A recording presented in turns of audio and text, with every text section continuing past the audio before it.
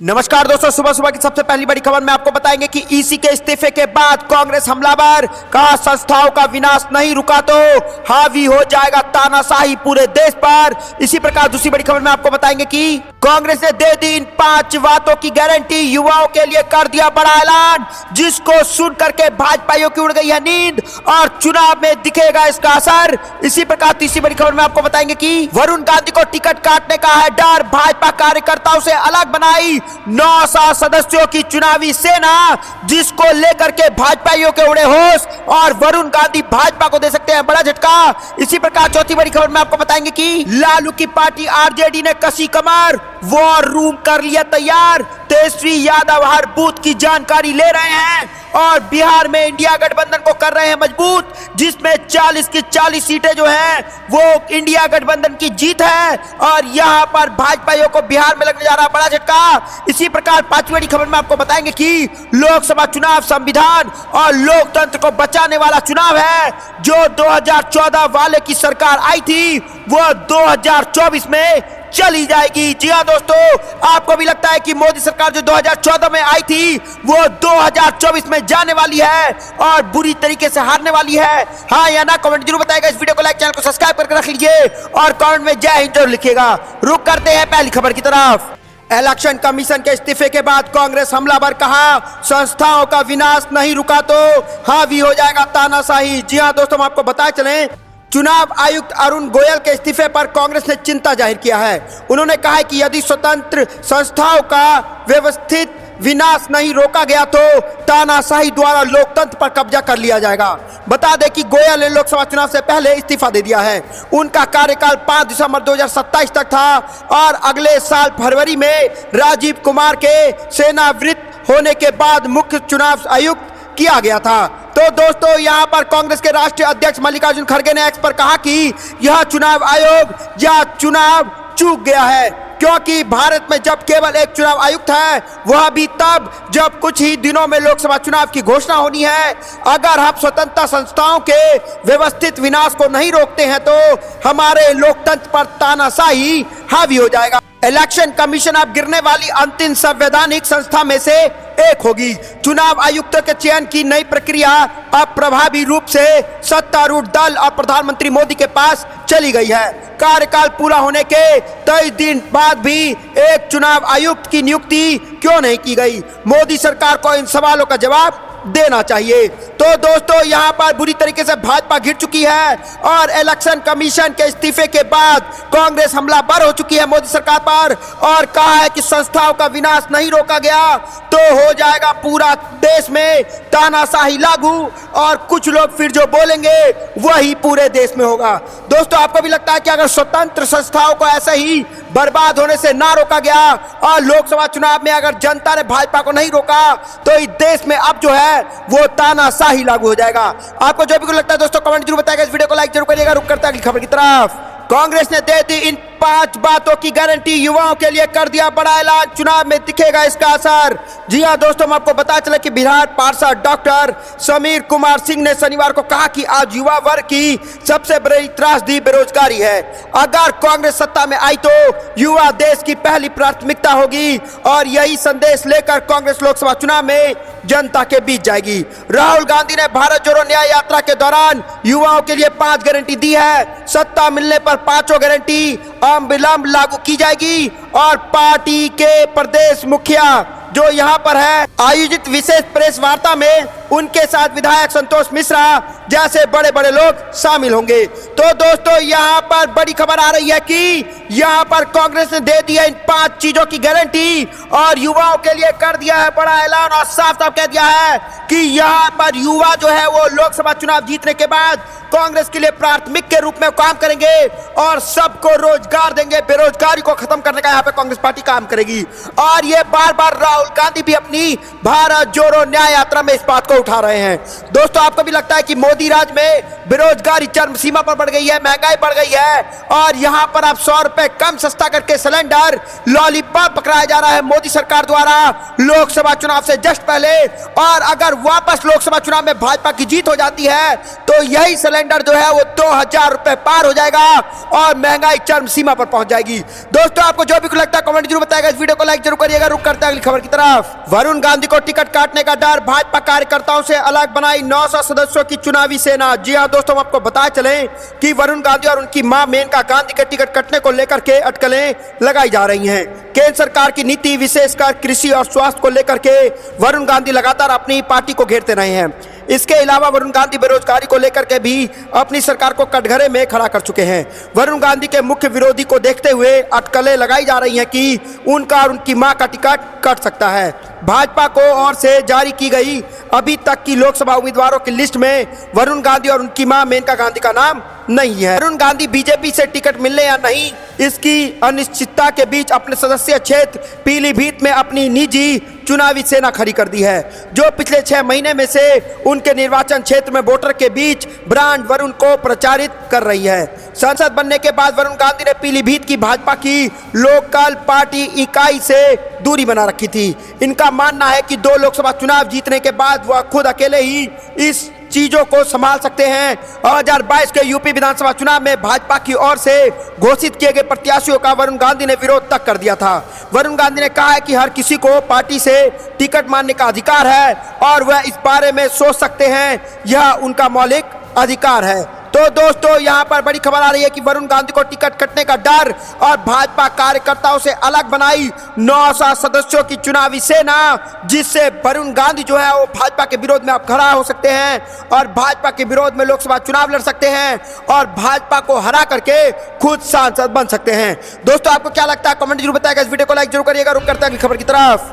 लोकसभा चुनाव 2024 लालू की party RJD ने कसी कमर, वॉर रूम तैयार, तेजस्वी हर बूथ की जानकारी ले रहे हैं। जी हां दोस्तों, हम आपको बता चलें कि आगामी लोकसभा चुनाव को लेकर के राजद का वॉर रूम तैयार हो गया है और हर एक पंचायत व बूथ स्तर तक की जानकारी जुट रही है। वॉर रूम से प्रमंडल से लेकर बूथ स्तर तक की विभिन्न कमेटी को सौंपी जा रही है। जिम्मेदारियों की निगरानी की जा रही है।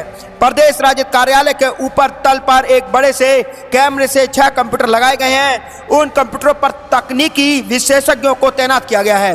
पार्टी सुप्रीमो लालू यादव और तेजस्वी पूरे चुनावी अभियान की मॉनिटरिंग कर रहे हैं। वॉर रूम के माध्यम से पार्टी के राष्ट्रीय कार्य समिति के सदस्य एवं पदाधिकारियों से लेकर बूथ स्तर तक के कमेटियों के सदस्य के नाम, पता व बूथ संख्या इत्यादि की जानकारी एकत्रित की जा गई है।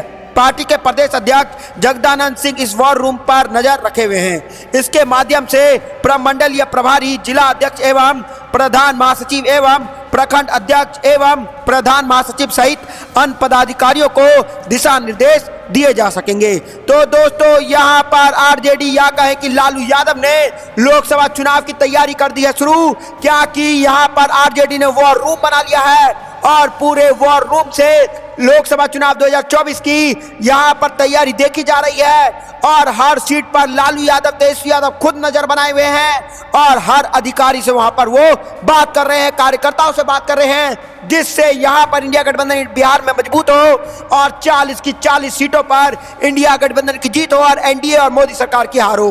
दोस्तों, आपको क्या लगता है कि बिहार में लोकसभा चुनाव में इंडिया गठबंधन की बड़ी जीत होगी, लालू प्रसाद यादव की बड़ी जीत होने जा रही है और भाजपा को हार का सामना करना पड़ सकता है? दोस्तों, आपको जो भी लगता है कमेंट जरूर बताएगा। इस वीडियो को लाइक जरूर करिएगा। रुक करते हैं अगली खबर की तरफ। लोकसभा चुनाव संविधान और लोकतंत्र को बचाने वाला 2014 वाले 2024 में होगी विदाई, अखिलेश यादव का बड़ा दावा। जी हां दोस्तों, हम आपको बता चलें कि समाजवादी पार्टी के प्रमुख अखिलेश यादव ने आगामी लोकसभा चुनाव को संविधान और लोकतंत्र को बचाने वाला चुनाव बताया है। यादव ने कहा कि पार्टी कार्यालय में पत्रकारों से कहा कि यह संविधान बचाने का चुनाव है, यह लोकतंत्र बचाने का चुनाव है, यह आरक्षण बचाने और अपना सम्मान बचाने का चुनाव है। उन्होंने कहा कि एक समय समुद्र मंथन हुआ था, अब यह संविधान मंथन का समय है। एक तरफ वह लोग हैं जो संविधान की रक्षा करना चाहते हैं और दूसरी तरफ वह लोग हैं जो संविधान को खत्म करना चाहते हैं। सपा प्रमुख ने यह भी कहा कि उत्तर प्रदेश की जनता भव्य स्वागत भी करती है और शानदार विदाई भी देती है। अखिलेश यादव ने कहा जो लोग 2014 में सत्ता में आए थे वह 2024 में सत्ता से बाहर जाने वाले हैं।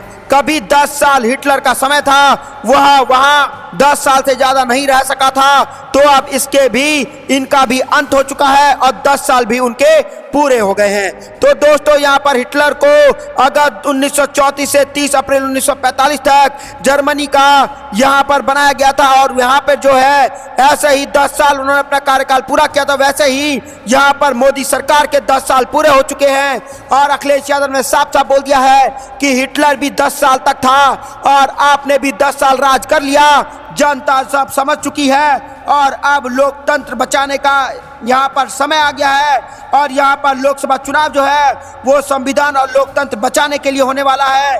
और 2014 में जो आए थे सत्ता में, वो 2024 में उनकी विदाई यूपी की जनता जो है वो फिक्स कर देगी। दोस्तों, आपको भी लगता है कि 2014 में जो सत्ता में आए थे वो 2024 में सत्ता से बाहर चले जाएंगे? हाँ या ना कमेंट जरूर बताइएगा। इस वीडियो को लाइक जरूर करिएगा। रुक करते अगली खबर की तरफ। पिछली बार 19 सीटें जीती थी, लेकिन इस बार 20 होंगी। कांग्रेस ने किया लोकसभा चुनाव में केरल की सभी सीटों पर जीतने का दावा। जी हाँ दोस्तों, हम आपको बताए चलें कि देश भर में सभी पार्टियों ने लोकसभा चुनाव को लेकर के अपनी तैयारी तेज कर दी है।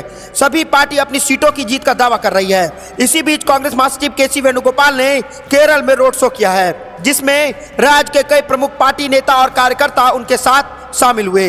इस रोड में शामिल पार्टी नेता रमेश ने कहा कि केरल के लोग पूरी तरह से कांग्रेस के नेतृत्व वाले यूडीएफ के पक्ष में हैं।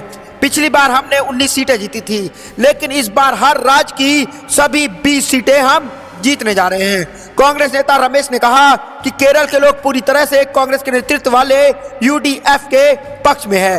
पिछली बार हमने 19 सीटें जीती थी, लेकिन इस बार हम राज्य की सभी 20 सीटें जीतने जा रहे हैं। उन्होंने कहा कि लोग केंद्र सरकार और पिनाई विजयन सरकार के खिलाफ है। इन दोनों सरकार ने केरल में गरीबी और दलित लोगों के लिए कुछ नहीं किया है।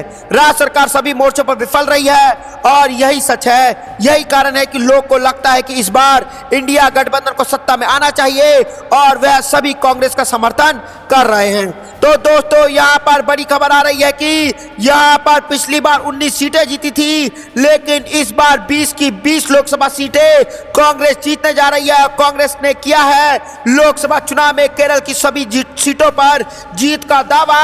इस दावा को सुनकर के मोदी सरकार की उड़ गई है नींद, क्योंकि यहाँ पर इंडिया गठबंधन मजबूती के साथ चुनाव लड़ने जा रहा है और ऐसे ही कई राज्यों में जो है वो इंडिया गठबंधन मजबूती के साथ चुनाव लड़ेगा, जिसको लेकर के भाजपाइयों को लग सकता है बड़ा झटका। क्योंकि अगर इंडिया गठबंधन मजबूत होता रहा, भारत जोड़ो न्याय यात्रा ऐसा ही संपूर्ण हुआ और ऐसे ही राहुल गांधी भीड़ इकट्ठा करते रहे, तो इस बार मोदी सरकार का हार नाता है। दोस्तों, आपको क्या लगता है लोकसभा चुनाव 2024 में किसकी जीत होगी? कमेंट जरूर बताइएगा। इस वीडियो को लाइक जरूर करिएगा। रुक करते अगली खबर की तरफ। आम आदमी पार्टी के 2 पलटूराम 21 दिन में ही बीजेपी को बाय बाय। चंडीगढ़ मेयर चुनाव में दल बदल का सिलसिला खेल। जी हाँ दोस्तों, आपको बताए चलें कि भाजपा में नहीं आप में नहीं, फिर भाजपा में चंडीगढ़ मेयर चुनाव पूरे देश में चर्चा का विषय रहा है। चुनाव अधिकारी द्वारा किए गए पक्षपाती कदम भाजपा पर भारी पड़ा और अब पार्टी को पार्षद ने भी झटका दे दिया है। जब भाजपा का परला भारी लगा तो आप के 3 पार्षद पाला बदल कर भाजपा के साथ चले गए थे और सुप्रीम कोर्ट के हस्तक्षेप के बाद जब दोबारा भाजपा बैकफुट पर आई है और आम आदमी पार्टी का चंडीगढ़ में मेयर चुना जा चुका है, तो एक बार फिर आपसे बीजेपी में गए 2 पार्षद ने आप में अपनी घर वापसी करा ली है। भाजपा में गए 2 पार्षद फिर से आम आदमी पार्टी में आ गए हैं और इसमें पूनम देवी, गुरचरण काला और नेहा मुसावत का नाम शामिल है और दोनों ने 18 फरवरी को भाजपा से हाथ मिलाया था, लेकिन अब फिर से आम आदमी पार्टी के आगे झाड़ू आकर के उन्होंने थाम लिया है। दोस्तों, आपको क्या लगता है कि जो भाजपा ने यहाँ पर खेल किया था, वही खेल जो है भाजपा पर उल्टा पड़ गया है और यहाँ पर अब जो है भाजपा के कार्यकर्ता जो है वो धीरे धीरे भाजपा का साथ छोड़ करके दूसरे पार्टी का साथ पकड़ रहे हैं और इंडिया गठबंधन को मजबूत करने का काम कर रहे हैं। दोस्तों, आपको क्या लगता है कि सारे राज्यों में ऐसे धीरे धीरे इंडिया गठबंधन मजबूत होता चलाएगा, जिससे भाजपाइयों को बड़ा झटका लग सकता है और यहाँ पर लोकसभा चुनाव 2024 में इंडिया गठबंधन की बड़ी जीत हो सकती है? दोस्तों, आपको जो भी लगता है कमेंट जरूर बताइएगा। इस वीडियो को लाइक जरूर करिएगा। रुक करते अगली खबर की तरफ। दिल्ली पहुंचे जिला अध्यक्ष से बोली प्रियंका गांधी, जाओ तैयारी करो, अमेठी हमारा परिवार है। जी हां दोस्तों, आपको बता चलें कि लोकसभा चुनाव में कांग्रेस उम्मीदवार को लेकर के बना संशय दूर होता दिख रहा है। दिल्ली में सोमवार को अमेठी के कांग्रेस जिला अध्यक्ष और प्रियंका गांधी के बीच हुई मुलाकात के बाद अमेठी से राहुल गांधी के चुनाव लड़ने की चर्चाएं शुरू हो गई है। दावा किया जा रहा है कि कांग्रेस जिला अध्यक्ष से मुलाकात के बाद प्रियंका गांधी ने कहा, जाओ तैयारी करो, अमेठी परिवार है हमारा और अमेठी जिसे लोकसभा में उम्मीदवार चाह रही है वही चुनाव लड़ेगा। जी हाँ दोस्तों, यहाँ पर प्रियंका गांधी ने बड़ा संकेत दे दिया है और साफ साफ बोल दिया कि अमेठी हमारा परिवार है, जिसको चाहेगा वही वहां से चुनाव लड़ेगा और वही वहां से जीत हासिल करेगा। प्रियंका गांधी से मिले संकेत के बाद कांग्रेस कार्यकर्ताओं में खुशी की लहर दौड़ गई है। यहाँ पर दोस्तों अमेठी लोकसभा सीट पर चुनाव की सरगर्मी तेज होने लगी है और 19 फरवरी को राहुल गांधी की भारत जोड़ो न्याय यात्रा दौरान उमड़े जनसैलाब ने गांधी परिवार के अपने दिलों में प्यार को दिखाया था। गांधी ने यहां तक जनसभा को भी संबोधित किया था, लेकिन अभी उम्मीदवारों को लेकर के कोई बयान नहीं दिया था। पार्टी के मीडिया इंचार्ज जयराम रमेश ने इतना जरूर कहा था कि अमेठी में राहुल गांधी की वापसी का माहौल है और यात्रा के दौरान राहुल गांधी के अमेठी से चुनाव लड़ने के सवाल को उठाना, लेकिन कोई भी जवाब नहीं मिला। कार्यकर्ताओं पदाधिकारियों ने भी राहुल गांधी के ही अमेठी से चुनाव लड़ने की बात कही थी। तो दोस्तों यहाँ पर प्रियंका गांधी ने खुला ऐलान कर दिया है और साफ साफ कह दिया है कि जाओ, अमेठी हमारा परिवार है और जिला अध्यक्ष ये बात कही है और जाओ तैयारी करो, अमेठी में अमेठी की जनता जिसे चाहेगी वो वहीं से चुनाव लड़ेगा और अमेठी की जनता ही उसको चुनाव जिताएगी, क्योंकि अमेठी जो है वो प्रियंका गांधी का परिवार है, कांग्रेस पार्टी का परिवार है और कांग्रेस पार्टी का अमेठी जो है वो गढ़ रहा है। दोस्तों आपको क्या लगता है कि अमेठी से कांग्रेस का जो भी नेता चुनाव लड़ेगा जिसे अमेठी की जनता चाहेगी और अमेठी की जनता कांग्रेस पार्टी का साथ देगी और उसको बहुमत के साथ वहां पर जिताएगी और उसको रोकने वाला कोई नहीं होगा। दोस्तों आपको जो भी कुछ लगता है कमेंट जरूर बताएगा, इस वीडियो को लाइक जरूर करिएगा। रुक करते हैं अगली खबर की तरफ। भैया बिना अमेठी सुना, राहुल गांधी की उम्मीदवार बनाने को लेकर के लगे इमोशनल पोस्टर। जी हाँ दोस्तों, हम आपको बता चलें कि राहुल गांधी के वायनाड से उम्मीदवार घोषित किए जाने के बाद अमेठी में भी उनकी उम्मीदवारी को लेकर के मांग तेज हो गई है। यूथ कांग्रेस से जुड़े अलग अलग नेताओं ने विभिन्न नारे लिखे पोस्टर लगाकर राहुल गांधी को यहां से चुनाव लड़ने की अपील की है। अमेठी में यूथ कांग्रेस जिला अध्यक्ष शुभम सिंह द्वारा एक पोस्टर लगाया गया है जिसमें लिखा गया है कि लेंगे बदला देंगे खून, भैया बिना अमेठी सून।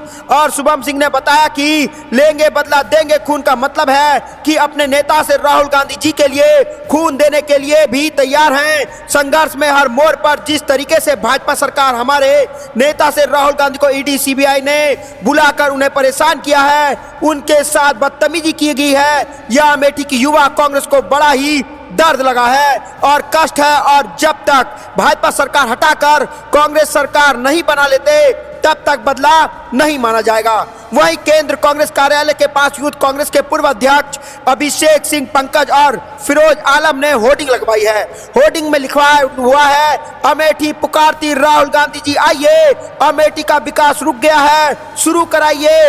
इस होर्डिंग में लिखा गया है कि अमेठी लोकसभा चुनाव अब के पूरे देश में सबसे ज्यादा वोट से जिताने का रिकॉर्ड बनाएगी और अपनी भूल सुधार कर पंजे पर मुहर लगाएगी। तो दोस्तों इस वक्त की बड़ी खबर आ रही है और यहाँ पर भैया बिना अमेठी सुना, राहुल गांधी को उम्मीदवार बनाने को लेकर के लगे इमोशनल पोस्टर, जिसको देख करके अमेठी में भाजपाइयों की उड़ गई है नींद। और यहाँ से साफ साफ बोला जा रहा है कि राहुल गांधी आइए, आपको पूरा जितनी जनता है उससे ज्यादा आपको यहाँ पर जो है आप यहाँ से चुनाव लड़िए और यहाँ पर आपको इतने वोटों से जिताया जाएगा जिसका रिकॉर्ड यहाँ पर बनाया जाएगा। दोस्तों आपको भी लगता है कि राहुल गांधी को अमेठी से भी चुनाव लड़ना चाहिए? हाँ या ना कमेंट जरूर बताएगा, इस वीडियो को लाइक जरूर करिएगा। रुक करते हैं अगली खबर की तरफ। भगवान राम यदि इस युग में होते तो भाजपा उनके पीछे भी लगा देती ईडी और सीबीआई। केजरीवाल का मोदी सरकार पर निशाना। जी हां दोस्तों, हम आपको बताया चलें कि दिल्ली के मुख्यमंत्री अरविंद केजरीवाल ने शनिवार को कहा कि राष्ट्रीय राजधानी दिल्ली में आम आदमी पार्टी की सरकारी विकास के मॉडल पर काम कर रही है, जबकि भारतीय जनता पार्टी विपक्षी दलों को खत्म कर तथा उनकी सरकार को गिराकर विनाश का मॉडल अपना रही है। हाल ही में आम आदमी पार्टी सरकार द्वारा विधानसभा में पेश किए गए 2024-25 बजट पर सदन को संबोधित करते हुए अरविंद केजरीवाल ने कहा कि यह इतना अच्छा बजट है कि लोग अब कह रहे हैं कि आप और कांग्रेस गठबंधन दिल्ली की सभी 7 लोकसभा सीटें जीतेगी। अरविंद केजरीवाल ने उन्हें 8 समन भेजे जाने का हवाला देते हुए आरोप लगाया कि भाजपा की योजना उन्हें गिरफ्तार करने, जेल में डालने और उनकी सरकार को गिराने की है। उन्होंने कहा कि वह उन्हें भेजे गए 8 समन के मुकाबले 8 नए विद्यालयों का निर्माण कराएंगे। उन्होंने कहा कि भाजपा मुझे इतने सारे नोटिस भेजे हैं जिससे कि मैं देश का सबसे बड़ा आतंकवादी हूं। आम आदमी पार्टी संयोजक केजरीवाल ने भाजपा पर निशाना साधते हुए कहा, अगर भगवान यीशु में होते तो भाजपा ईडी और सीबीआई को उनके घर भेज देती और उन्हें बंदूक के बल पर कहती कि वह भाजपा के साथ आए या जेल चले जाएं। अरविंद केजरीवाल ने आरोप लगाया कि उनकी सरकार को गिराने की बनाई गई योजना के मुताबिक पहला काम जो उन्हें करना है वह है मुफ्त बिजली योजना को रोकना और उसके बाद अच्छे विद्यालयों की शाखा को कम करना और दिल्ली में मोहल्ला क्लिनिक और अस्पतालों को बंद कराना।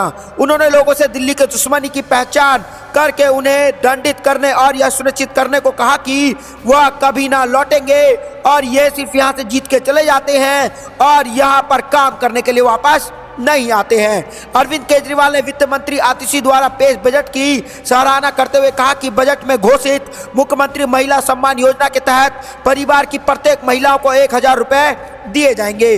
तो दोस्तों यहाँ पर बड़ी खबर आ रही है लोकसभा चुनाव को लेकर के और यहाँ पे भगवान राम यदि इस युग में होते तो भाजपा उनके पीछे भी ईडी और सीबीआई को लगा देती। अरविंद केजरीवाल ने मोदी सरकार को घेरते हुए बड़ा ऐलान कर दिया है। और दोस्तों यहाँ पर केजरीवाल नहीं रुके, उन्होंने भाजपा पर सीधा हमला करते हुए निशाना साधते हुए कहा कि आखिरकार ईडी और सीबीआई का जो इस्तेमाल कर रही है भाजपा वो बिल्कुल गलत कर रही है और निशाना बना रही है विपक्षी दलों को, जिसके कारण भाजपा जो है वो विपक्ष को इस देश से खत्म कर देना चाहती है। दोस्तों आपको भी लगता है कि अरविंद केजरीवाल बिल्कुल सही कह रहे हैं और ये बिल्कुल ईडी और सीबीआई का दुरुपयोग कर रही है भाजपा और इस देश में विपक्ष को खत्म करना चाह रही है भाजपा, जो जनता नहीं होने देगी और लोकतंत्र को बचाने का काम लोकसभा चुनाव में जनता करेगी। दोस्तों आपको जो भी लगता है कमेंट जरूर बताएगा। इस वीडियो को लाइक, चैनल को सब्सक्राइब करके रख लीजिए और कमेंट में जय हिंद जरूर लिखिएगा। जय हिंद, जय भारत।